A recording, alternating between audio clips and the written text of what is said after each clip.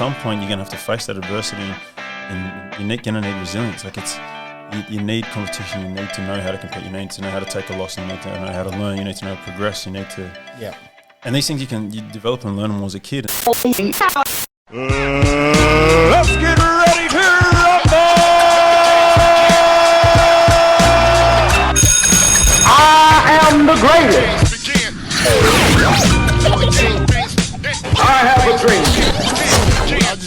Leg, I'm coming for you. Got it! Got it! Is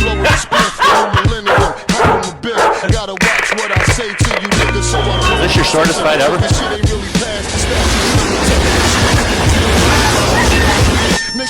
I have wrestled with an alligator. I done tussled with a whale. I done handcuffed lightning, thrown under his bed. Welcome to the Ground Zero podcast. I have a special guest, very off the cuff podcast today.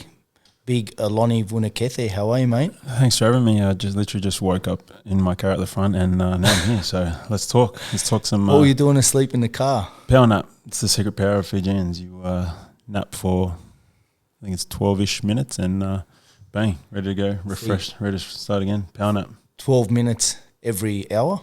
Fijian. I wish. Any opportunity you get, shut the eyes. If it's a red light, roll the handbrake up. Nod the head back and sleep for 12 seconds if you can, and wake up refreshed, ready to go. Nice. 12 seconds or 12 minutes? Either or, if you can get. Either or? 12 minutes preferably, but 12 seconds counts as well. So, mate, I've always wanted to get you on and have a chat. We've been doing a little bit of work together of recent times. There's a lot that I know about you that I think a lot of people out in the in the public don't get to see. Not only are you a devoted father of 4 kids. Yeah, 4. Yeah. I want to make sure, man. Yeah, no, you're right. I want to make sure I don't want to get in any trouble. No, you're good. I'm sorry, Mel. All good. But mate, you're a definite standout to me of someone that really gets stuck into their mindset and also self-development, mate. So, first of all, ex-rugby league player, okay. At the time, you were the oldest player to ever debut for first grade. Is that right? Yeah. 2016 for the Roosters. I think it was round 4 against Manly. I was the oldest ever debutant. Yep. I was 20. I think I'd started sort of my semi-professional career 10 years prior to that. So that's a pretty long stretch to stick it out. And fortunately, I was lucky enough to create my own luck and with a few sort of helpful hands along the way, make that debut for the mighty Sydney Roosters, which I'm very proud to say that I was a lucky recipient of getting that team number. And it was cool, man. It was a long and rough ride, and took me all around the world and a long way to get there. But looking back, it was a really cool experience and one I'm very grateful for. Yeah, man, 100%. Like, so going as the oldest player, no doubt you had a stack of setbacks, okay, or knockbacks or whatever it was. How did you handle them, mate? And what was the journey like along the way? In terms of setbacks, I was pretty lucky in terms of injuries. I didn't have that many sort of big injuries. It's probably just opportunities or lack of my own sort of like development of skill for the game. I probably didn't watch anywhere near enough footy, so I didn't learn enough. And potentially it was a coaching thing. I wasn't coached well enough because I always had the drive and determination to play. It's just getting an opportunity. So that oozes out of your skin, mate. Yeah. So actually, the coaches who coached me the least and just allowed me to grow and let me sort of learn in my own sort of space, when they added just a little bit of their sort of magic on top, it sort of brought out much more in me as a player. As a, I'm going to say old player, but when I was like 20. Mature. Yeah, well, the rugby league world is a very sort of short window of opportunity. You got 18 to sort of 24 is probably the cutoff where they stop looking at those players, and if you're lucky, you'll get to play to beyond 30. And sorry, I lost my train of thought there. All right. Like I said, I developed under good coaches. Here's the stuff ups. You're right, man. Coaches allow me to express myself in my own way, and let the coaches that sort of let me play and didn't try to. This isn't. They didn't try and kind of tell you who to be on the footy field. You could be yourself. Essentially, like the harder I trying to do, it's going against what I just said. Yeah. But I had to develop myself in my own way, and then that could shine on the field when given sort of the right circumstances, the right people. Yeah, it's I guess a good little lesson for that in life. Sometimes you may not be in the right place at the right time, and you may have to move to get that opportunity for yourself. I had to go from what I thought was the best. I was at the Tigers for 6 years and never was given an opportunity there. I had to move to the other side of the world to meet Trent Robinson in Toulouse in France. Yeah. And then a couple of years later, I think it was 3 or 4 years later, he ended up giving me my first grade debut. So awesome. But to get to there, I had to go through the backdoor system of rugby league as well. I was playing reserve grade for a team that was newly in the comp with no NRL feeder team, so we had no older heads, no. Yep. Our coach was a good coach at the time, but he was his style was real rough and just suited me because old school rough as just bash the shit out of everyone. Which for me is what I needed. My old boy had this lesson. I remember at 22, I wasn't really having fun with my footy. I was trying hard to do what I thought was what I needed to do. My old boy was like, hey, he's like, my dad's Fijian. Yeah. And I just loves to keep things real simple when she gets too out there. He's like, she's got a lot of wisdom in him, He's like, are you having fun? And as soon as I thought to myself, no, actually I wasn't. As soon as we added that element of fun in there and go and just enjoy trying to wreck people, which is what the game of rugby league is, fortunately for me. I did that, applied that, and then I just lived that for the next sort of 7 or 8 years. Just have fun. And I just had fun doing the hard stuff and doing the hard work, enjoying the hard work, and that sort of brought really good rewards from me. And to be honest, the ride's still going. I don't know where it's going to end up. Every time I think it's done, my phone will ring and it's an opportunity to do something else. So that's one thing one of the boys taught me, one of the guys who went on to the NFL, he said, look, you got to make your own brand and your own profile. Try to make it bigger than the game.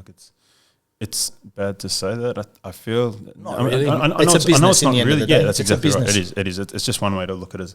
I know the game sort of didn't really want us making our brand because the rules. I remember in 2016, the rules around social media was you had to pretty much have every post approved. You couldn't really build your own brand. Yeah, you had to ask for permission to do X, Y, or Z. I mean, look, I understand because there's clashes of branding and stuff, but essentially, make your brand. My view is now, if you're a young kid, you got to make your brand bigger than the game because at some point the game is going to end and the game's going to discard you and toss you away like you're a piece of shit. They do care for you enough, but they don't care for you enough to. That's what I find. They've got a business to run in the end. That's exactly right. Yes, they got to look after themselves, but at the same time, you have to look after you, and you're probably going to have kids while you're playing in the game. You got to find a way to look after yourself and look after them. So I think you can look at a lot of that, just the ordinary person can take a lot out of that. Ideally, the persistence, someone going to a gym like us, for example, they might want results and they train their ass off for a month or two and they're still not seeing it or... Doesn't work like that, the game, doesn't it? It doesn't. It's consistently, long-term consistency. I like to think at the moment, 3, 6, 9, 12 months and then you got to think, 2 to 3 years of doing that and you're going to look...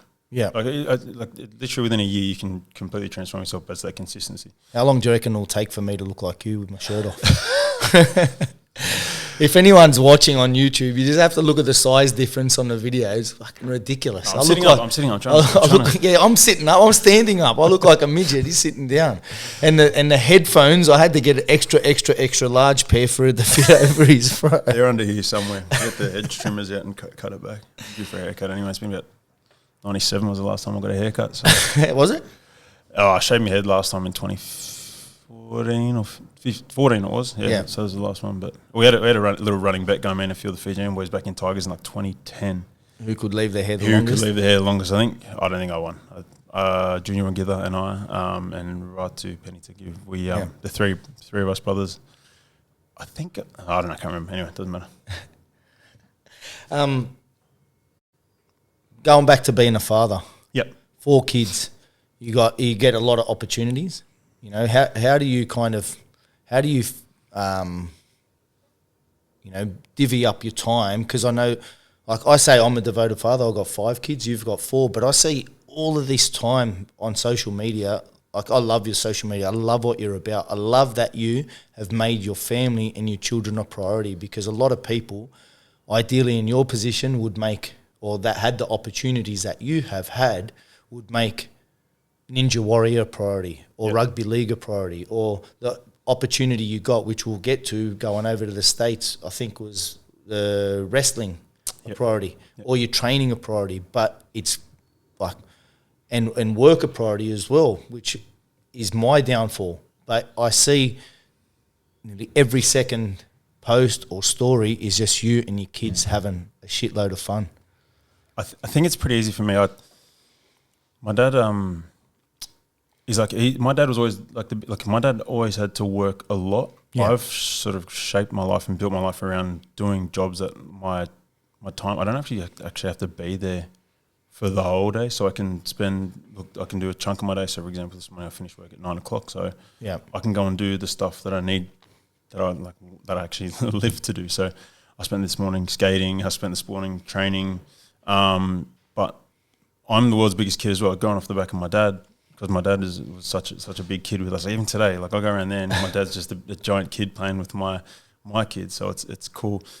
I'm just another sort of mini version of him. Yeah. I'm just the world's biggest kid too. So anytime you see me mucking around or playing around with certain little things, it's because I'm just a big kid constantly learning things. And it's cool because I've raised 4 kids who they just play and it's all about reps. Look, I'm lucky enough to know now, like my parents, that I feel like that generation in terms of like training and stuff for me now, because I've been through a sort of a professional training sort of system, I can see the reps, and now I know how to sort of gamify and make all those little reps. I'm like, and I just challenge my kids, hey, what if because we've got a chin-up bar in our kitchen, and I say, if you did like just one, like see how you go with just holding onto the bar, and then from there I gauge where they're at. So, and then from there I'll just figure out how to sort of progress the movement and progress the strength. So now I've got kids that just train and love to run around. They're super competitive against each other. But at the same time, like they love all playing together. But you want to have competitive kids. Like the way Mel and I look at the world now, the world's going to be a competitive place at some point in your life. So we can't keep having this sort of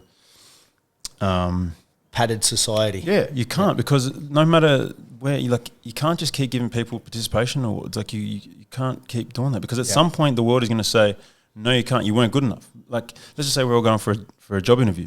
There's only one of us like a sort of high-end job. Only one of you are going to get the job. So at some point you're going to have to face that adversity, and you're going to need resilience. Like you need competition. You need to know how to compete. You need to know how to take a loss. And you need to know how to learn. You need to know how to progress. You need to And these things you develop and learn them as a kid. And sort of went off topic. It's perfect. It all sort of ties in together. It's like just make everything a game. You're going to win. You're going to lose.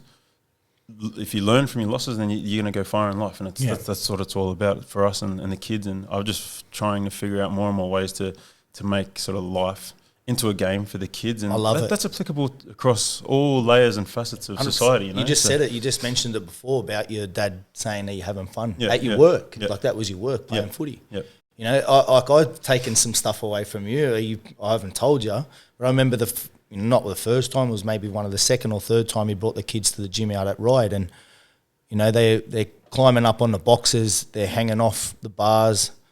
2-year-old I think was Jager. Jager would have been 2 at the time. She would have been 2, hanging off a chin up bar. No dad there you were there to catch her, but you just let her hang. And then they're jumping off boxes, and you're saying, yeah, you can do it, let's go. Where you go to like my traditional style of parenting, or not mine, because I've adopted a lot of what you've done now, but a lot of parents, they're going to go, get down from there, what are you going to do? You're going to hurt yourself. And it's just this cotton wool around this child. Helicopter. It's look, you need it to a degree, but you got to let them learn, and you got to let them. The only way to let them, because at some point you're not going to be able to watch every single second of everything they do. So look, you just got to hope they don't hurt themselves too. What's the worst that can happen if they jump off a boxer? Okay, broken leg. Look, my kids have broken their legs before. Like it's fine. Like my oldest one, Lolly, broke her wrist skateboarding at the. Like, some people say to us, "Oh, don't you think it's dangerous skateboarding?" Like, yeah, but so is walking on the footpath. Like you hit by a bus. Like Lolly broke her wrist. The next day, she was up skating again. Like speaking of Lolly, on a 10-foot ramp. That's exactly what I said. She's how old is she? Oh, well, all of them skate, but Lolly's 9. Lolly's been skating since July last year. Well, they all started in July lockdown and all the lockdown. And she's dropping off a 10-foot ramp. 14.5 is the biggest one. So yeah. And look, and they're still like sort of beginner to intermediate level skaters, and I mean a lot of people say, "Oh, they're very good." Look, we're aware of exactly where their level is comparative to others. So they're very good for the percentage of the world that of the skaters that there are. But we like to keep them grounded too. Like, okay, you can do what a lot of people can't do, but you also can't do what a lot of the really good skaters can't do. So, sometimes you got to have that sort of grounding and sort of just like, well, we're not good yet. Like, there's still plenty of work to do, and if you want to be great, step by step, there's a process. Yeah, I mean, the cool thing for her, she's driven, and she just had an 800-meter race today, and she won that at school, so it's cool. I mean, the hard thing is like her school's not super competitive in the athletic department, so but it's cool for her to do that and just know, like, and go on to the next level and say, okay, that there's tiers and of stuff, and like the progression is there. Like, if you want to go better, you got to train more. You got to work hard if you want to get further. So, that's what's cool about skating for us as well. I mean, even me, I skate too, so it's all learning curve for me. But there's so many little sort of training and sort of life learns that you learn. Like it's resilient. You're gonna get hurt. Like, you get hurt. Like, you got to pay to play is one of the mottos of skating. And man, you take some big shitty injuries. You eat shit a lot. Like, I busted a scaphoid and I stuffed my knee, both knees. You just keep going. It's just a little sort of microcosm, a little snapshot of life, and you just keep trudging on. You're gonna get your setbacks and just keep fighting away. 100%. Because it's worth it at the end of the day. Like, today I was trying to grind around on this little sort of concrete gutter, which I don't know. If you were walking past, like, seeing someone do that, I always admire stuff like that, because like it's the shit's hard. Like, it's tough. It's tough to do, and I don't know. Yeah. Do you find like your kids, like, of course, like, I always looked up to my elders, my dad, my uncles, my cousins. Do you find that your kids are like you're your kids' mentor and their hero, particularly seeing you on TV? Look, if I saw my folks on TV, I probably would consider them. I don't know. I like to look. I like for them to look elsewhere for other things. I don't know. I just don't like. I don't really like the idea of them holding mentor. Me as what about a mentor? Yeah, probably mentor. The only thing, the hard thing is if you're trying to. This is why it's good to seek out coaching as well, because I know me trying to coach my kids, I can tell them one thing.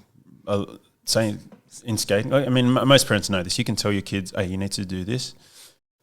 But it'll just they just don't hear it, or they someone else choose not to. Yeah, and you can find a coach, pretty much just anyone. You say to them, "Hey, can you say this to the kid?" And boom, they'll do the exact same. Yeah. But look, that's me and my missus. Me and my like my mum is the same. Like, my mum will try and tell me to. She's blue in the face with this, and then I don't know, 5 years later I'll end up doing it. She'll be like, "See, I told you." And I'm like, "Sorry, man, it just doesn't compute when it comes from you. I'm sorry. There's no angst or animosity in it at all. It's just and my kids are the same, which is cool. Like, I'm glad that I know that, because now I can sort of I just take the alternate route. I'll go, hey, one of the coaches, like, can you tell her to try this? Or it's cool. Which is hard to do now, because I'm coaching my two oldest daughters in footy as well. So it's who are they playing for? They're playing for Holy Cross Rhinos, which is my junior club too, which is a pretty cool thing. So Amos Roberts is out there too, isn't he? Yeah, I think he's one of his kids in the older teams. Yeah. He's been training out at Ride with us as well. Yeah. Ben Galea's over there too, so an ex-Tiger as well. So that's got a couple of good old footy heads in there as well. So helping the strong next club. Of kids. They've always been a strong competition out there. Yeah, they are. Now they're combined with, or some of the ages are combined with the South Comp, because my son's in the South Comp, and they've been having some awesome battles this year. Yeah, it's good to watch. Yeah.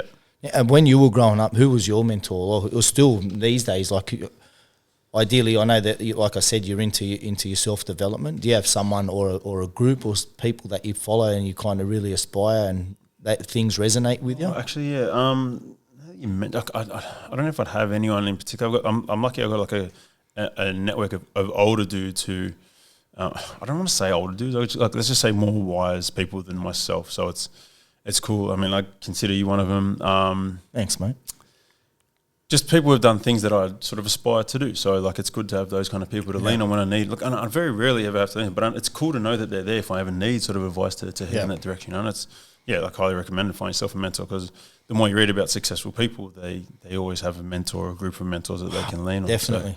So, I've got a handful of guys now. It's cool, like, sort of just through doing some of the cool things that I've done through sport, they've sort of reached out to me, and it's they've been really helpful. And I'm not in like super high contact with them in terms of like business or But the next step, but they're there and always reaching out and say, hey, are you okay? Like you need some help with anything, let me know. It's I highly recommend it just reach out to those kind of guys, because I always find, like, look, when I finished playing footy, the only reason I want to get into coaching was to help all the Islander boys who didn't have sort of a pathway that I had through footy. I mean, look, it may have been then. I just been too naive and too not sort of smart enough to reach out to them. But as I got older, I was lucky enough to play with Petro Vunakece and Marco Mealy. I've got to be careful how I say his last name in front of my missus. She gets angry, and she got angry at Sim the other day. Sivanasiva. Vunakece. Yeah. Oh, you did that really well, man. So Big Pet and Ogre, and like those guys are always more than willing to help out, which I found it's always hard in the footy circle to actually, especially guys who are still playing, to reach out to those guys and get some sort of mentoring, because no one was really willing to give it out. Whereas now, I don't know if anyone actually wants any of my advice, because like I didn't play that many first grade games, but I like to sort of think that, look, if I can just help them like progress to the next level, or just make them that 1% better, then I sort of helped. And if they can just play one game of first grade, or maybe one test for Fiji, or I don't know, get to the next level anywhere, it's cool to be a part of that process. Like if anyone is thinking, I don't think the end result is what you should judge people off what they've done. I believe it's the journey. And if anyone has tried harder or is more consistent or puts in any more effort than you, I'll be surprised, because I know what you're like. Like, I've seen you in the gym, you've trying to flip, the big wombat over at Botany with, a few 100 kilos on it, and you were getting the shit, and you did not stop, persistent. And I know what you're like with other things as well. And if people judge you off the end result, that's fucking wrong. It should be off what you do and the type of bloke that you are in the journey, hands down. We've spoken a little bit about footy. Ninja Warrior, mate, how'd that come about, man? Like, where did like, lacheting across poles and all this other stuff come from? I've actually used your facility a few times for some of my training practice, and there's not many places. I've actually found some scaffolding, like somewhere along the New City West thing, that had similar distances, but it was real rough on the hands and ripped the shit. Like, my hand got split so bad, it took like 2 weeks for it to heal up. I've given you a key, man. I've given you a key. Well, not there. This is the scaffolding stuff I found. So your place, nice smooth bars, just like on the course, and well distance. And I think there was about 20 odd rungs which we ended up doing, which is good, because like for me, strength. Okay, we'll get to that shit after. Let's start how Ninja Warrior came about. Okay, as a kid, right, I grew up in the 90s. Great era to grow up in. The TV show Gladiators was on. Oh, that was big Mark Fijian, McGaw. What was the other? Volcano or something. What was he? Big Fijian. The Fijian. Vulcan was his name. Vulcan, yeah. not Volcano. I'm sorry, I'm not sure of Vulcan's actual real name, but Vulcan is the coolest name of all time. And he just had this like evil as death stare that he just stared down everyone, and just like the old cannibal styles. He was like, he's going to eat him. If they got through the gauntlet, he'd just chomp them. I actually met him at Fiji Day. Fiji Day is like just a celebratory day of Fiji, like Australia Day, but our version of it in Fiji Day. I met him at Fiji Day about 3 years ago after I'd played at Parramatta. Fiji. Yeah, Liverpool. Liverpool ways, a big park out there. So I was with Mel, and I was shaking heaps of the Fijian guys' hands. They come up and it's cool. Like, Fijian people are like really strong. The old guys who work with their hands a lot in life, and Mel will see me, like, I'll just go and like, they'll come up and shake my hands, and they're like I've got a strong, firm handshake, but these blokes are like crush the life, and I'll appreciate hands that. like leather. I love that. Like, I love when they crush my hands, because they just this is work. Like, there's strong teams. Anyway, so I see Vulcan from a distance. Like, Mel, it's Vulcan. He's like, well, go say hi. And then he's like walking, and boom, he spotted me, and he's like, not run, but like quickly come over. He's like, hey, Lonnie, nice to meet you, man. I love you. Man, you were the blueprint for us as a kid. Like, I don't know. I guess that's sort of translated for me for what I want to do. Like, I'd love to have one kid come up to me and say in 10 years time, hey, man, because you jumped on Ninja Warrior, and I like how you went about your life. Like, I started training hard, and I wanted to pursue more in life. Like, for Vulcan, for me, like, look, I have my dad. My dad's big, like probably just as big as Vulcan, if not bigger.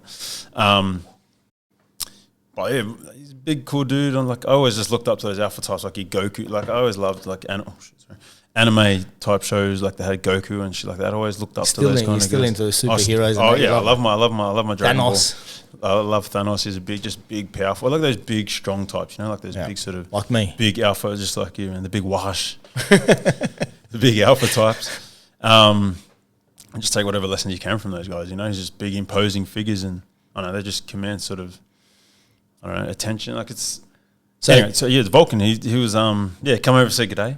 And I was like, mate, you were the blueprint. It was you were the sort of reason, one of the reasons as to why I sort of went down the athletic path of just trying to be a big, strong human and try and crush people on my chosen field. Did they contact you? Yeah, so I always said to myself after watching Gladiators as a kid, I said, if I ever get the opportunity to do anything at all like that, I'm doing it 100%. I'm not going to shirk it on that at all. So luckily for me, Paul Gallen's so. All right, there's a footy tie in here. This is how it works. So, Ninja Warrior had Bo Ryan on to the first season. Second season, Paul Gallen. Paul Gallen and me had the same manager while I was playing, Dave Riolo. And he just rang me out of the blue after I'd finished. I said I was retiring. Ex-Illawarra player, Dave Riolo. Yeah, that's right, yeah. He's done back in the day. Yeah. He's a good man. So Dave rings me and goes, hey, mate, would you be interested in going on the TV show Ninja Warrior? I was like, 100%, give me in there, I'll go tomorrow. So basically it was a little, it was about 6 weeks out. So I was like, shit, I was in my head, I was like, how do I train for this? Like, what do I have to do? I was like, all right, so I was training out at UFC gym at Parramatta. They've got this weird undulating ladder. Anyway, that's all I had. I had that and basically a rig, like a power rack. So I climbed up into this power rack as many times as I could, jumped on this undulating ladder, and I was like, yeah, that's it. That should be enough training. About 3 weeks out, I hadn't heard from him, so I didn't know if it was on or not. I thought, I stopped training. I just threw it in maybe once a week for the session, and then I got a phone call like a week later, like, okay, you've got to come down to Melbourne like on Friday. So on Sunday at the end of the week. So like, yeah, me and Mel planned the week later, because we're going to drive down, because to fly down just that drive was going to cost too much, so we're going to drive down. They ring me on the Friday, said, actually, can you come tonight so we can run you tomorrow? I was like, oh shit, all right. So I rang Mel, packed the car. I was at footy training down in Liverpool where we train. Drove in the car straight down to Melbourne, and that's the boringest story ever. But yeah, got to initially got to the Ninja HQ, and one of the girls says to me, she goes, hey mate, so what's your sport? I was like, oh, rugby league. She's like, do you know how to lâcher? I just looked at her and said, what's a lâcher? And so if you don't know what a lâcher is, like, it's a pretty primary movement of the sport. What you got to be able to do is swing off this one bar, launch and catch yourself. So for me, like, I'm like a trapeze artist. Pretty much, yeah. So when I didn't know this at the time, but as you fly through there and you're landing, you're probably having to catch for me, I'm probably having to catch about 150 kilos. So you need quite a lot of grip strength, quite a lot of grip endurance. Yeah. And it's pretty. Did you nail it the first year? What's that? Did you get it? I made the semis. Yeah, I somehow made the semis. I don't remember that year. I've actually made the semi-finals every year that I've been in. That's 4 years now, and grand final this year too. But knocked myself out in the show this year, and I literally knocked myself out on the apparatus. Yeah, I headbutted the apparatus. Bang! This like stupid as a bloody skateboard shaped object. So too keen. I tried to jump far because you had to grip it to jump off this obstacle, and I just smashed my head straight into it, and under the water I go, knocked out. I was like, under the water, I was like, ooh, I was like, okay, we're knocked. Sort of came to, and I was like, oh shit, all right, get out. And then I was pretty stuffed after that. But I felt sorry for the young bloke next to me, because I was ahead of him, and I was probably no chance of beating him, but I was just trying my guts out, because I thought, okay, my only advantage is on the ground, just move the feet fast, because in the air he had me covered for everything. Anyway, poor kid, Alex is his name. He did the same thing I did, hit his head on it, sliced his ear open, and actually got the 5th fastest. He still finished the course, got 5th fastest time of the night, and but unfortunately, because he got knocked himself out too, he sort of disqualified himself for stage 2 of the grand final. So it's look, those guys are supreme athletes, and they're really, really bloody good at what they do. And the young kids coming through now, like, because it's specifically their sport. All of us there now, we're like secondary. Like, we'd start at me, I'm a footy player. We've got Olivia the gun. She's an Olympian gymnast. Yeah. Most guys are jacks of all trades, but the young kids coming through, specifically just Ninja, and they're looking at getting in the Olympics now. Skinny cool. Legs, big upper bodies. No, not really. Just pretty lean. Most of them, like really jacked, like sort of like lean, muscular. But Yeah, you got to be really fast twitch as well. So and it's just good strength endurance. It's take my hat off to those guys. It's really really cool sport. Look, coolest thing about it, like I played first grade at Roosters, get recognised for that a lot. But also I get recognised a lot for more so Ninja. It's cool because it's Australia wide too. It's worldwide. I had a mate, Kadori, gun parkour. Yeah, I come past here one day. He Yeah. was training around the corner, and I noticed him. Yeah. Mate, he's a fucking freak, man. He's a freak. He's so a Kadori freak. sent me a message the other day. He's in Portugal. Yeah. He's like, "Oh, yeah, you're on TV here," and he had Ninja Warrior in Portugal, Australian Ninja Warrior. He's only a in young Portugal. bloke. He'd be like 18, 19, Yeah, wouldn't if he? that, yeah, maybe 17. He He's walked past. full time, just parkourist. That's what he does. I see people. One of his videos got like a couple of million views, and I just said there's one bloke being a Karen in the window, and people going to war in the comment section over my comment, like just spraying. But like they're saying like, oh, he's a bum, like he's just a bum, just runs. Yeah. I'm like, bro, he's like, that's his job. His job is just run around. Like eventually he'll get paid by Red Bull or something like that. 100%. Like, and because Dom, the bro, he's got like almost 2 million followers. Like Dom, that's his job. That's his mate as well. Yeah, yeah. That's their crew. But they're fresh. I did a day with them, and it's one of the best, coolest trainings I've ever done. So much flow, so much.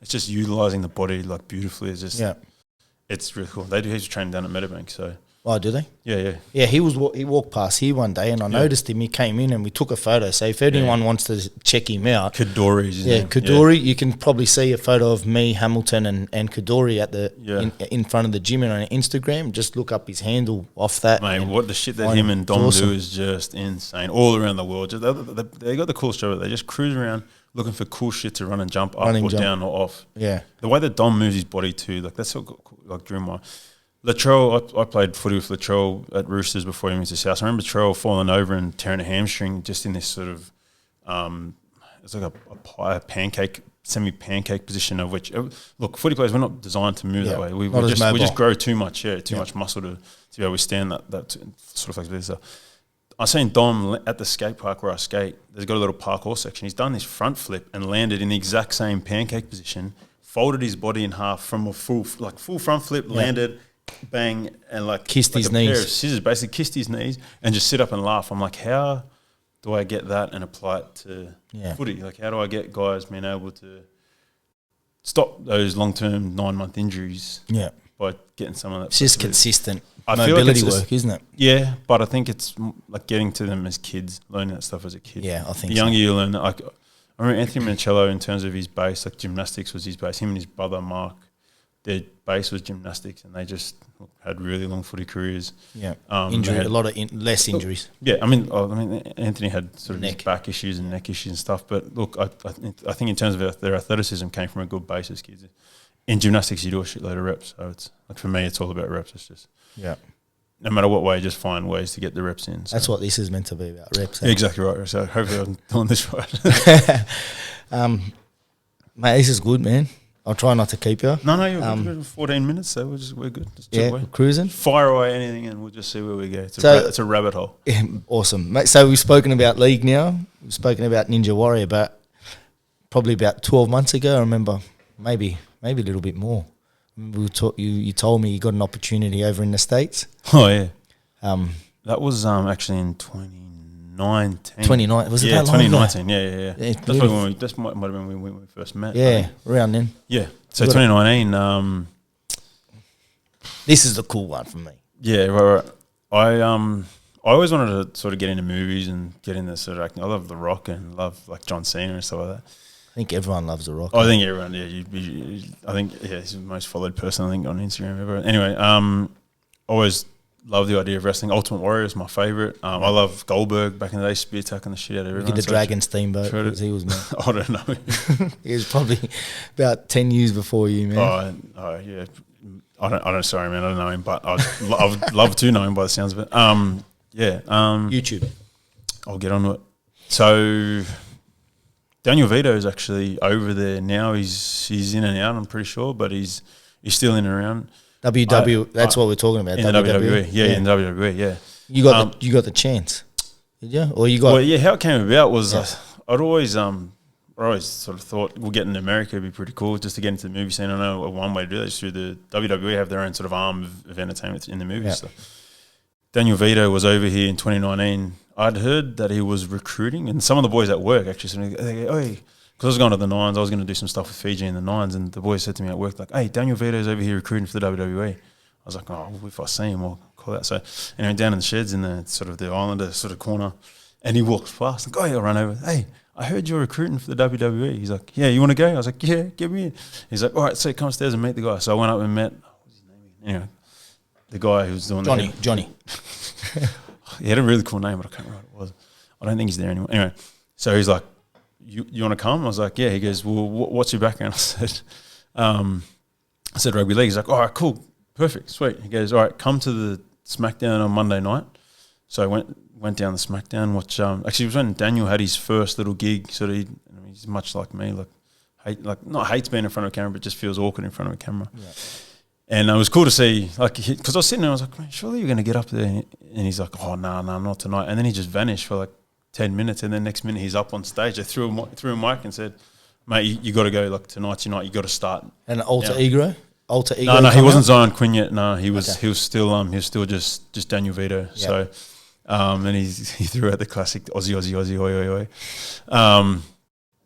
But yeah, he was developing his character then, and still in the learning phase, which is it's cool. Like, I've been following how it's transitioned. It's cool to see where he started to where he is now, because he's definitely developing that space that it's his own. I mean, he could potentially be that next Roman Reigns. That they love that Samoan archetype now. They base it off The Rock and have them go in and just beat everyone, and Rock's everyone loves them, and stuff like that. So, look, an opportunity came up, but I was I was ready to packed up and ready to go on the plane to fly out, and I think it was at 3 a.m. they sent me an email. They'd got a report of my concussion history, which is what stopped me from playing footy, and there's a big sort of lawsuit against them over there. Okay. So, they said to me, unfortunately, you can't go over. So, look, that door did close, but I thought, you know what, the way this stuff keeps working out, it potentially could meet somewhere. Anything can happen. Yeah, exactly right. So, I may not get to jump in the ring, but I could still jump on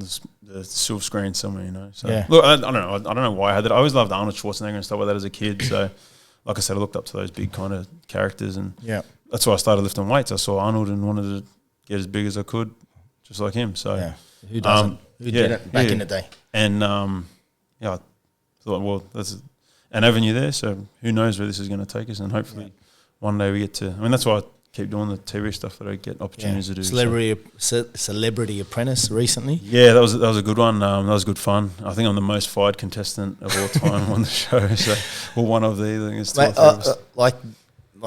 that show. And I may be biased. Actually, I am biased, but I'm also a realist.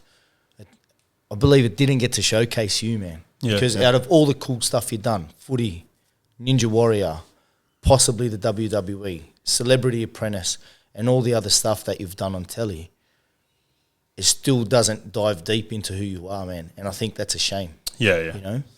Cause I mean, that's TV production for you. It's they've got to paint a picture, so it just made me the strong, quiet type, I guess. I think I said about 8 words in the whole But I don't know. That's marketing.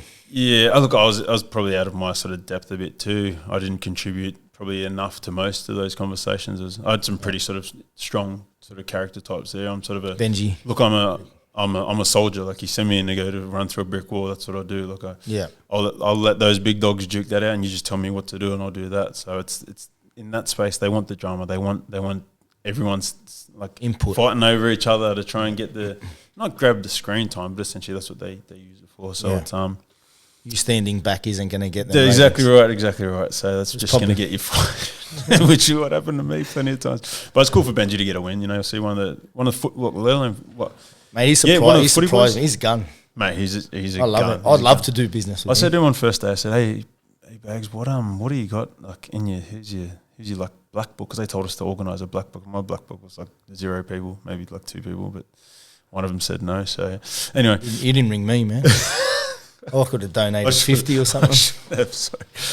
I said to Benji, I said, hey, who have you got in your black book? He goes, I spoke to Russ Crowe just before. He goes, mate, anything you need, just ring me. So I was like, oh shit, how am I supposed to compete against this? So they probably shot me down from day one. So, but look, it was really cool. And look, number 1, that a footy player got to win it. Number 2, and fellow Islander. Like, we had actually a pretty strong Islander crew on there too, which is cool to see. Like for me to see more Islanders. Is that racist to say that? I don't know.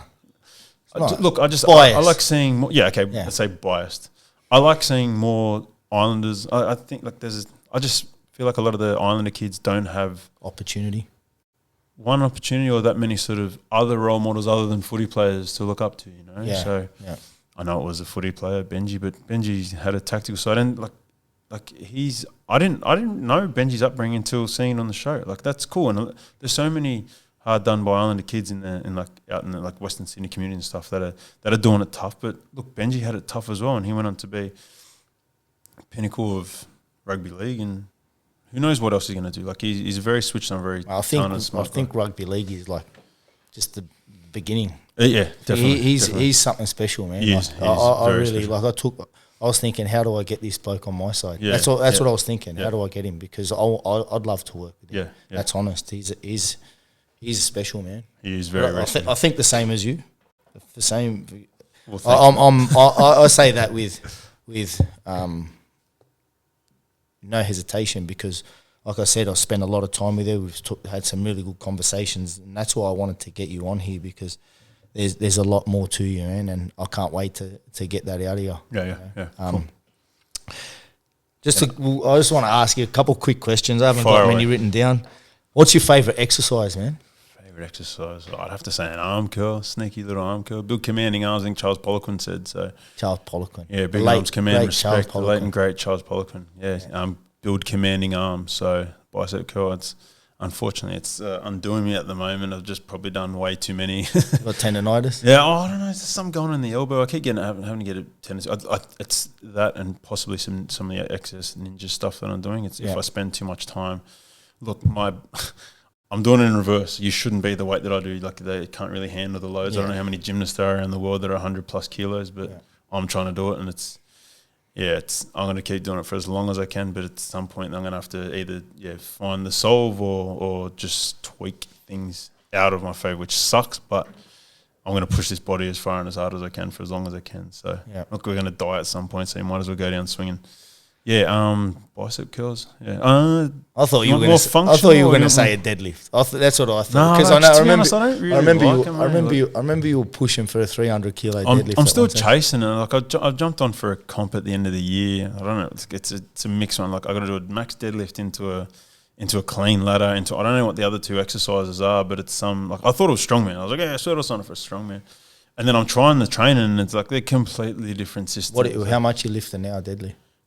I don't know. I needed to do like a 220 for a triple or something the other day, so not super. What's your max ever? Max ever is 280, so not far, and that was not really trained for it either. So, I'll happily say if I deadlift 300, I will never deadlift ever again. I just find it very rigid. Like the stuff I'm doing now. It's a scary exercise, isn't it?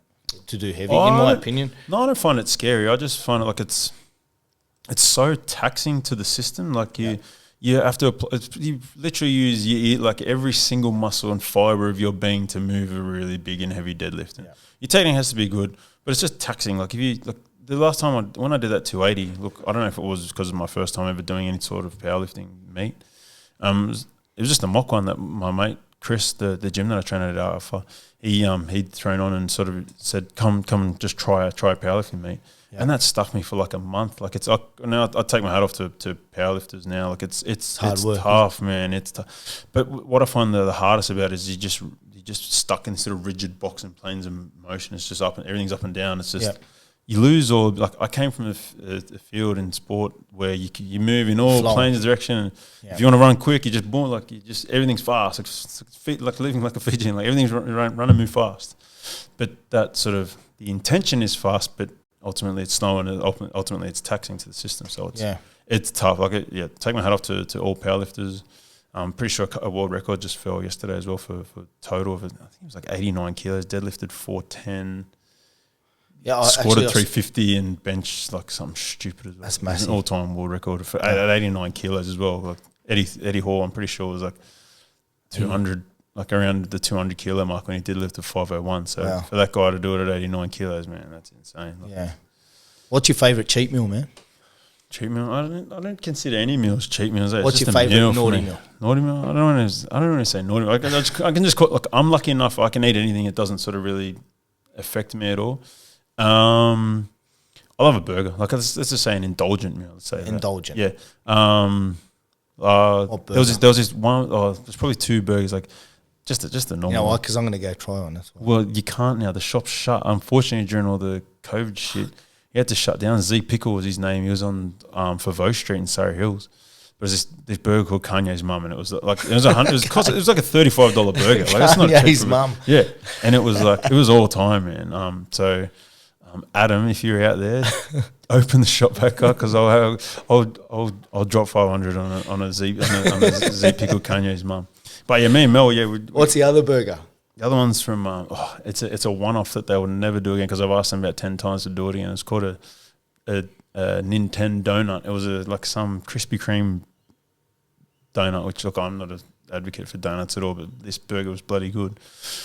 It was just like a normal beef patty, but with peanut butter and jam on the donut as a bun, and it was all time. Yeah, it was all time. That's probably one of my Look, to be honest, I don't like pumping up.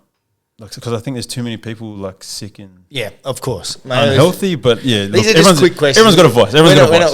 We're not trying to give you nutrition advice. What's your favourite healthy meal, man? Healthy meal, everything. I just eat food. Mince with some cheese on it. That's good as gold for me. Yeah. Protein, fat, good to go. Fuel the system. Liver King. Yeah. What about him? Well, my youngest one, she'll eat raw liver too with me every now and again. So I'm all about function over taste. So but if Mel wants to go over burger, I'm happy to just jump in and buy a burger. Look, if I had to choose, I'd eat sort of a high quality meal over a low quality meal for sure. any time of day. So it's about how you feel after. I usually feel shit after eating shit food, so that's why I tend to I'll just stay away from it. I'll have Macca's like once a year, man, and like I feel terrible for like 2 days. I'm like, why did I do that to myself? I could have just eaten like half a kilo of mince and felt sweet and ready to fire like for 3 days. So I don't know. Yeah, it's just function over taste. That's my attitude towards food. Yeah, fuel the jet for takeoff. So awesome.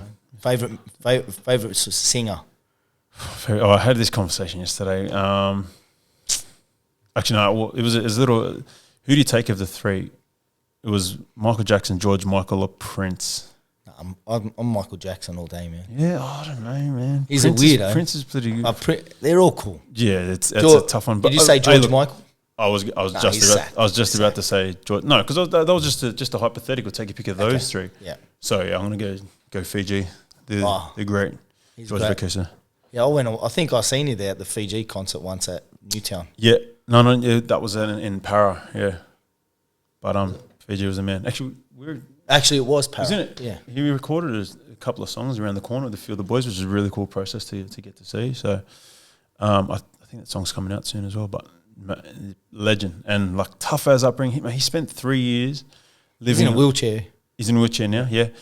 But to learn his craft, like when you watch someone who's that good at their craft, like actually do their craft, it's just I don't know. I've been lucky enough. I got to train with Sonny Bill once, so like as a young Islander kid, it was cool. Like the experience was cool, but the coolest thing I took out of it was every single rep was absolutely perfect that he did. Yeah. And those guys who seek that perfection, they get the rewards they get because they're constantly seeking that perfection. Fiji was the same. He could pull I've seen Michael Jackson do it in his doco. This Is It. And it was really cool to see like that guys go to that much detail. They'll hear their ear. Their ear will hear. They do like part of a song. And they go, no. Oh, redo that bit. Delete that.